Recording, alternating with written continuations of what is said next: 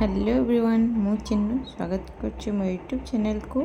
आज आपण नहीं गोटे फेस वैक्स वीडियो। तो चलते स्टार्ट करवा। तो रूपा को मुझे देखिए फेस रे हेयर ग्रोथ तो बहुत ही कम थाए किंतु फेस रे जो टैनिंग ता बहुत थाए जोटा कि टैन भी आम वैक्स रिमूव करे तो बहुत कम लोक जना फेस टैन डेड स्किन वगैरह भी सब भी आम वैक्स द्वारा रिमूव होता है। तो आम करवा चलते वैक्सिंग जहाँ अननेसेसरी हेयर अच्छी जहाँ दरकार नहीं मो फेस में भल भाव में रिमूव कर। तो फास्ट मुझे भल गोटे कटन द्वारा वेट कटन द्वारा बढ़िया से पोछि नहीं पूरा फेस को सुखीवाई छाड़ी किसी समय मुझे पूरा फेस रे कंपेयर करी कारण पूरा फेस रे हेयर रही हल्का हल्का जोटा बहुत ही पतला हेयर। तो नॉर्मली एमती देखा जो मेकअप आम नहीं था तो मेकअप बहुत भल भाव से हेयरटा जना पड़ता है। तो जो मैंने मेकअप नॉर्मली लगाती फाउंडेशन वगैरह यूज करते से तो भल भाव जना थी कि केते सारा हेयर तंकर फाउंडेशन आड कलापर फेस रे जना पड़े। तो से सब को हेयर जब आप रिमूव न कर कौन पद्धति करूँ वैक्सिंग करूँ थ्रेडिंग करूँ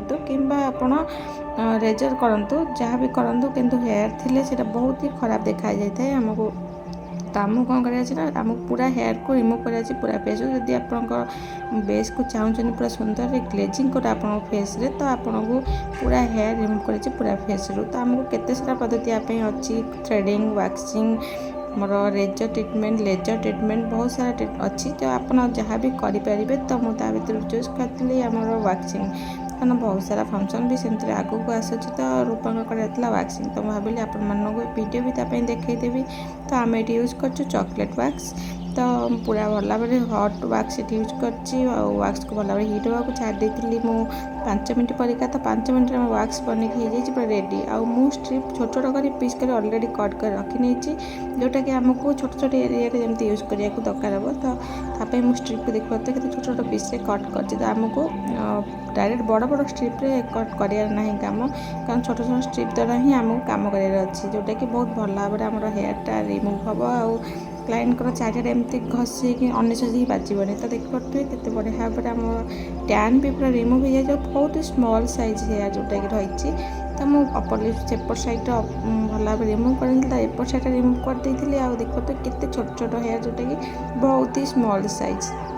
तापर आम फॉरहेड वगैरह भी रिमूव कर हेयर जहाँ भी सब थी आमको लाइनिंग केमती लगे आप देखिए हेयर जो पटक मुँह बस आमको से पटक ही लगे अच्छी जोटा कि आम हेयर डायरेक्शन। तो हेयर डायरेक्शन तो आप नॉर्मली देखिए जापर कि हेयर डायरेक्शन कौ पटक अच्छी तो कौ हेयर डायरेक्शन कौ पटक अच्छी से देखिले आपे आपे जना पड़ जाए। हमको से हिसाब से स्ट्रिप भी यूज कर अच्छे छोट छोट स्ट्रिप जो जगह पतला रोचे आमर जगटा से एक्स्ट्रा हेयर रोज जमीक आम आईब्रो अच्छी एपट साइड्रे सेपट साइड्रे फोरहेड हेयर अच्छी तो से सब एक्स्ट्रा न पड़ जाए से पतला स्ट्रिप यूज करचे जोटा आम फोरहेड ऊपर रही ऊपर भागटा से हूँ मोटा एरियाटा तो से आम यूज कर